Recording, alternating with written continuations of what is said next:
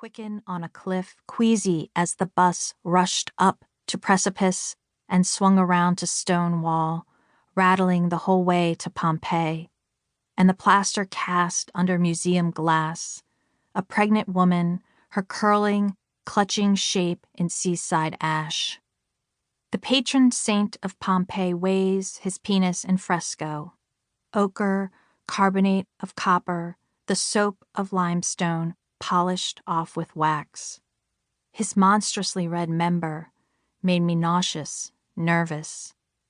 Another penis, modestly sized, brought me to tears, digitized and ghostly gray on the ultrasound screen. Now I sit vigil under a sky of shifting indigo, a rabbit dilated in the present participle, dying. I told them my dream. The baby wailed, rivulets of ash streaking his cheeks, but they sealed their ears against me. I told them my stomach swung open like a refrigerator, and I plucked him out, my doll, with unblinking obsidian eyes. The tour guides of Pompeii said to shelve him a while longer, and I agreed, but first I peeked between his legs to make sure. And there it hung, tiny and too pink, a little tongue that told me nothing. Portrait of the artist as a 12-year-old girl.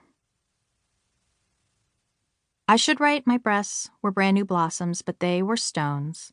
My feet were concrete blocks, my fingers were long polished slates, and my teeth were pebbles that kept falling out.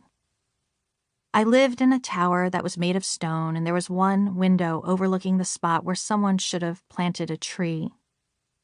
Inside, the avocado carpeting was wet moss, and the avocado appliances were vines, and the sunken living room really was sinking.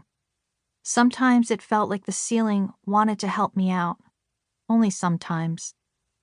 Sometimes the door opened, and I joined the others. We prayed over oatmeal. And then I walked to school. I had a red binder, the wrong kind. The rings never aligned.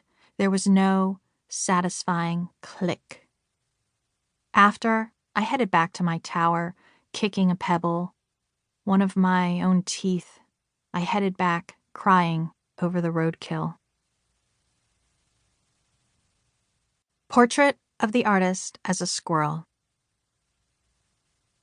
It gets dark early and dark gnaws, like the furred squirrel of my mind, coiled and crouching, with its jagged tail less shadow than once half gnawed, darting and shivering with senseless pauses, startled still in front of the barreling trash truck, should've, freezing in front of the black dog's open jaws. Portrait of the artist speaking Viking. She did what we have all threatened to. I'll beat my head against this windshield, just watch me. I spotted the woman parallel parking with gas guzzlers honking, shrilling, shut up, I can't fit, just before her forehead burst open.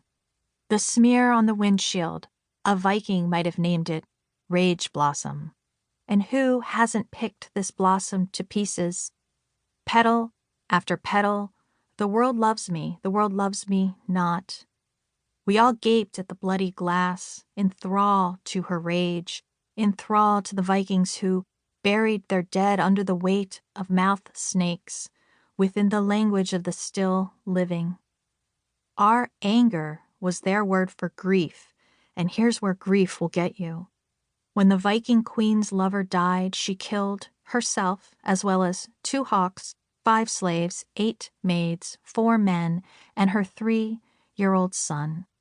One servant offered a spot on the pyre, said, "Let the hall servants achieve such honor." Honor, of course, meaning just a good name. There's a good name for everything. This sky candle setting, these fender benders proliferating, even my own road rage. I'll slash the neighbors, stick it to that brown noser, sack the supply closet, burn that paper pusher alive. Some afternoons on the auto sea, I plunder Kettings, and some afternoons I am keening